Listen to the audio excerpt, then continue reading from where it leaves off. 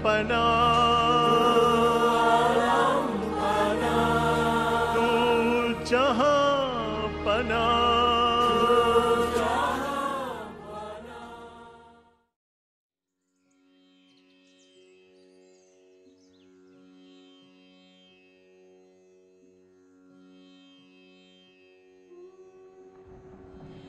Kekayaan juga merupakan energi, boleh saja disebut energi materi, tetapi tetap energi juga. Ketika orang-orang kaya menjadi serakah dan menimbun harta lebih dari yang dibutuhkannya, ketika mereka tidak lagi peduli dengan orang-orang yang berkekurangan, maka keseimbangan alam terganggu dan mengakibatkan gejolak sosial. Pranam. Ketika orang-orang kaya menimbun harta dan tidak peduli bahwa keluarganya atau tetangganya atau siapapun juga sedang membutuhkan sesuatu, ini adalah masalah besar.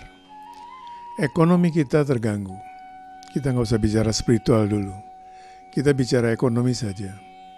Uang yang disimpan tidak bersirkulasi, itu mengganggu ekonomi. Uang itu harus bersirkulasi. Nah, ini ketika terjadi, maka terjadi gejolak sosial. Dari segi spiritual, lebih dari itu. Bukan cuma gejolak sosial, tapi ini merupakan greed, keserakahan manusia. Dan serakah itu bisa terhadap uang, terhadap kesenangan, terhadap apapun juga. Serakah terhadap perhatian. Kita menginginkan perhatian dari seseorang, atau dari seorang guru, terus menerus. Jadi serakah itu bukan soal uang saja, bukan soal makanan saja, tapi serakah dalam segala hal. Kita kadang-kadang di Budaperti berjubel-jubel, sudah berapa kali, berulang kali mendapatkan interview, berulang kali mendapatkan kesempatan untuk ditegur sama Baba, disapa, diajak omong. Tetap kita ingin duduk di depan, padahal begitu banyak devotees baru yang datang, yang baru pertama kali barangkali, dan mereka mesti malu-malu gimana caranya bisa duduk di depan, bagaimana bisa disapa oleh suami dan sebagainya. Kita tidak peduli.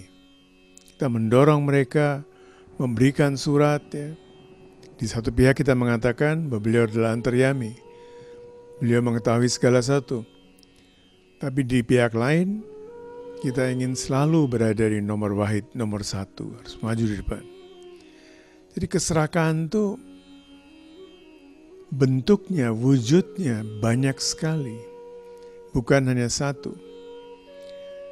Dari keserakahan itu kemudian muncullah penderitaan.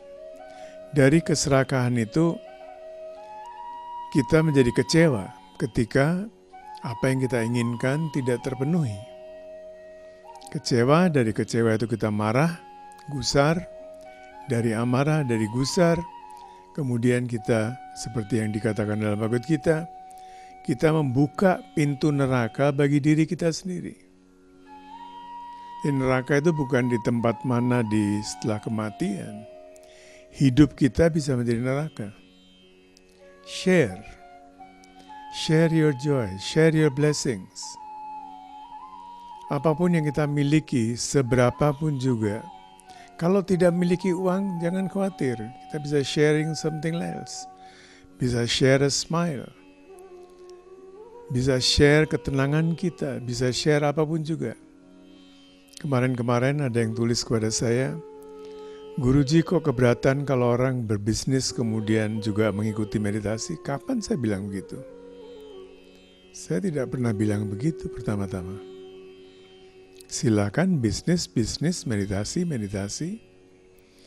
Ya, orang-orang tertentu yang memilih untuk tinggal di ashram, itu ceritanya beda sekali. Kalau orang sudah tinggal di ashram masih mau berbisnis, ya itu adalah pilihan dia. Silahkan berbisnis.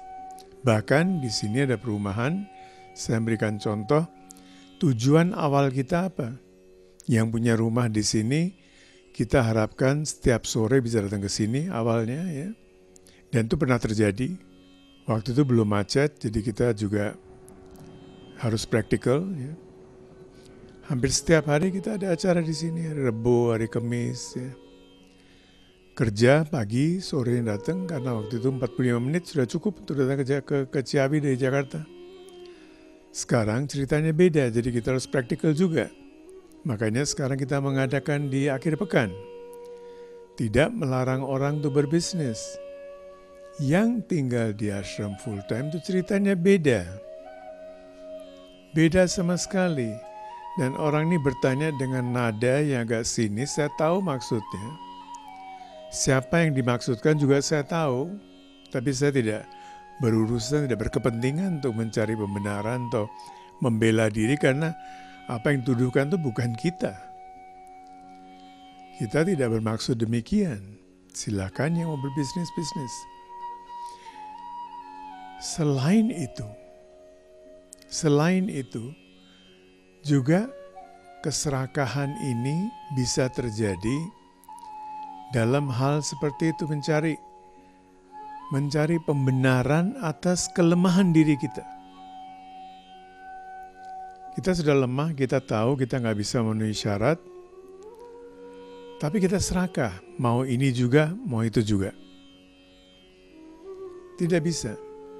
Saya lagi baca sebuah artikel dari Baba yang menarik sekali. Beliau mengatakan, semua orang mengatakan bahwa union with God, yoga berarti union with God. Kita semua mendengar, saya juga menulis. Tapi kita lupa dan disitulah program-program kita itu untuk menjawab pertanyaan itu. Kita lupa untuk union with God, kita harus melepaskan duniawi. Kita maunya dua-duanya, serakah.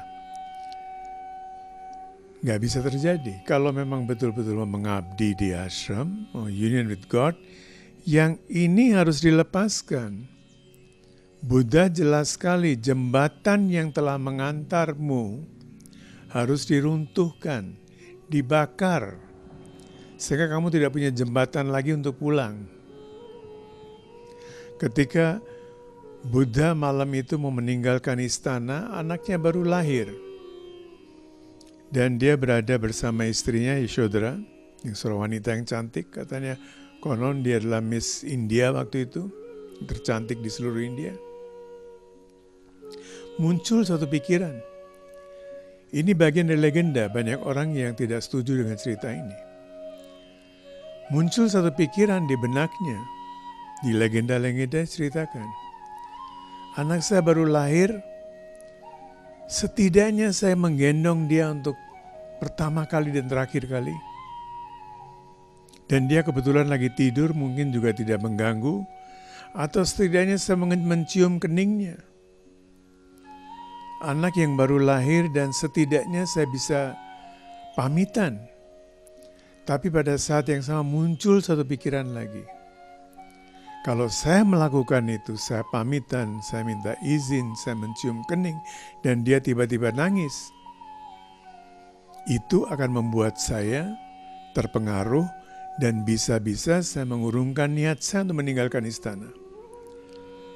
So dia tidak belok ke belakang lagi.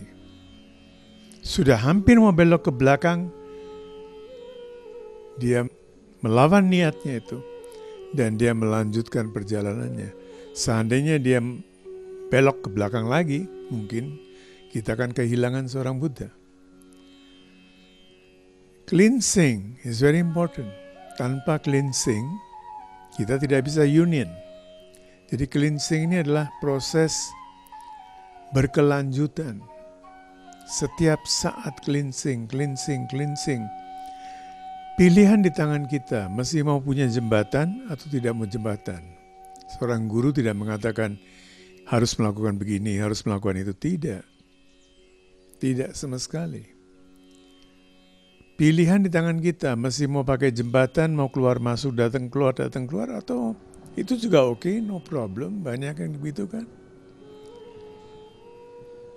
Kita juga di sini nggak punya tempat yang cukup untuk semua orang tidur di sini, nginap di sini, dan kita nggak punya sumber yang cukup juga, belum punya sampai sekarang. Pilihan di tangan kita maunya apa? Kalau betul-betul murad kita sebagai seorang murid Murad berarti the only wish. Keinginan tunggal kita adalah union with God, dan jembatan harus diruntuhkan. Kalau tujuan kita mesti mau pulang keluar, jembatan biar utuh, no problem, gak ada masalah. Keserakahan juga berarti mau dua-duanya. Dalam bahasa Hindi, Allah bekape, pulau bekape. Mau makan pilau juga, pilau itu nasi goreng ya. Mau makan pulau juga, dan mau Allah juga. Ini dalam bahasa Sindi, di mana Tuhan juga disebut Allah. So, dua-duanya nggak bisa kita dapatkan. Kalau mau Allah, jangan mengharapkan nasi goreng, besok mungkin dapat bubur. Atau dal barangkali ya, nggak tahu besok apa. Jangan setiap hari mengharapkan nasi goreng. Tergantung pada Lee dan Yuni mau dikasih apa, kita terima. Ya, so that is that. Kita harus memutuskan sendiri tanpa kita merasa dipaksa atau apa. Tidak ada paksaan dalam spiritualitas, tidak ada paksaan.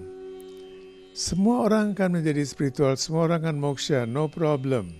No problem, entah besok, entah lusa, entah 1.000.000 tahun kemudian, entah 5.000 tahun kemudian. It doesn't matter, tergantung pada kita. Mau jalan-jalan dulu, silakan. Mau berhenti jalan-jalan, silakan. Tuhan maha menyaksikan, He's just watching. Oh, ini menarik juga permainan saya ya, cahaya, shadows. Kemarin kita lagi nonton satu program TV bagus sekali. Everything is shadow, covered by shadow. Kalau kita lagi mengejar shadow, mengejar bayangan, ya nggak ada akhirnya. Tapi pada suatu ketika kita juga sadar, oh ini shadow ternyata. Everything is shadow. Kembali, jangan mengejar shadow. Terima kasih, Sairam.